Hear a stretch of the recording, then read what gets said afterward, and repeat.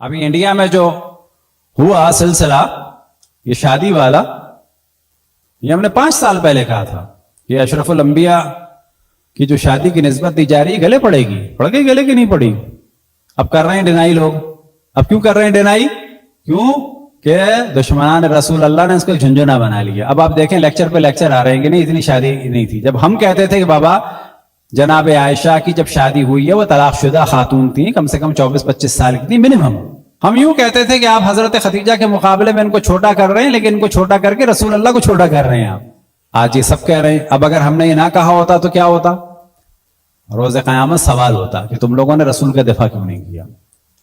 آج یہ سب کے سب زور لگاتے ہیں امی کے معنی ہے کہ پڑھے لکھے نہیں تھے۔ ہم کہتے ہیں امی کے معنی یہ ہے کہ ماں کے جسم سے ہی پڑھے لکھے پیدا ہوئے تھے، یعنی کہ جیسے تھے ویسے ہی ہیں، ماں کے جسم سے جیسے تھے ویسے ہی ہیں، کوئی چینج نہیں آیا۔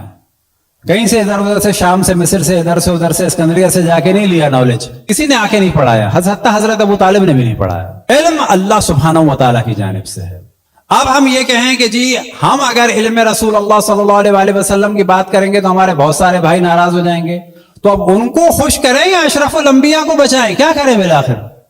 بخاری کے اہم ترین موضوعات میں سے کہ جب وحی رکی معاذ اللہ تو آپ نے پہاڑ پہ سے جا کے خودکشی کی کوشش کی، ایک جگہ نہیں، مرارن بہت ساری جگہ، معاذ اللہ۔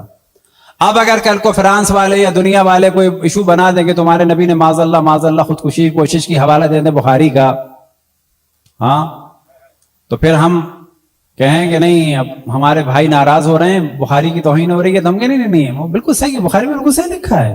اچھا بخاری میں بالکل صحیح لکھا ہے تو رسول اللہ یہ کام چاہ رہے تھے۔ اب اگر ہم رسول کو بچانا چاہیں گے تو لا محالہ ہمیں بحث کرنی ہوگی۔ یہاں پر یہ سوچنا ہوگا کہ اختلاف نہیں ہو رہا، اختلاف ہو رہا ہے چند افراد سے۔ یہ اختلاف بہتر ہے یا رسول کی عظمت کو بچانا بہتر ہے؟ یہ والا موضوع اگر سمجھ میں آ جائے تو پتہ چلے گا کہ اہل بیت کا ہدف تھا رسول کی عصمت کا اعلان، اور نہ فقط رسول کی عصمت کا اعلان، حضرت آدم سے لے کے حضرت خاتم تک کی عصمت کا اعلان۔ جو ہمارے یہاں بھی کوشش کی جا رہی ہے کہ حضرت آدم کی عصمت کو چھیڑ کے دیکھو کہیں جواب آتا ہے کہ نہیں آتا، تاکہ پھر اسٹیپ بائی اسٹیپ نیچے جائیں۔ اگر ہمیں نظر آئے گرین سگنل تو ہم کہیں گے چلو نہیں، حضرت آدم تو نہیں تھے، رسول اللہ بھی نہیں تھے، رسول اللہ نہیں تھے تو معاذ اللہ پھر مولا علی بھی نہیں تھے۔ پھر وہی والی کوشش کی جائے جو بعض مذاہب اسلامی کرتے ہیں کہ نہیں وہ معصوم تھے فقط قرآن پہنچانے کی حد تک، ہم کہتے ہیں کہ وہ معصوم تھے ہر چیز میں۔ واضح فرق ہے۔ کون سا نظریہ زیادہ ہے اشرف الانبیاء کی سپورٹ میں؟ ہمارا والا۔ تو تمام ادیان کا احترام ہے، تمام مذاہب کا احترام ہے، لیکن اشرف الانبیاء کی عزت کو پامال کر کے نہیں ہو سکتا۔ یہ اتحاد 100% ہونا چاہیے، لیکن صحیح نظریات کہ جو اہل بیت علیہم الصلوۃ سے بیان ہوئے۔ بس ہمارے ہاں جو موضوع ہے وہ یہ ہے کہ اشرف الانبیاء کی عصمت کو دنیا تک پہنچانا ہے۔ اب آپ کو تعجب ہوگا، دوسری جگہ کوشش کی جاتی ہے کہ جہاں بھی کوئی آدمی گڑبڑ کر دے تو فوراً کہا جائے کہ یہ تو رسول اللہ بھی کر چکے تھے۔ فرق ہے، سمجھے اب؟ تاکہ اس آدمی کو بچانے کے لیے رسول اللہ کو نیچے لے آیا، یہ ایک واضح فرق ہے۔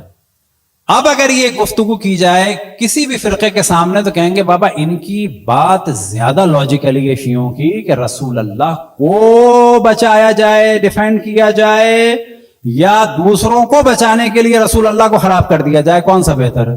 اب ہمیں ائمہ کو بچانے کے لیے رسول اللہ کو معاذ اللہ نیچے لانے کی ضرورت نہیں پڑتی۔ کیوں کہ ائمہ علیہم الصلوۃ والسلام بھی معصوم ہیں، اور اشرف الانبیاء کی جان اور خون اور گوشت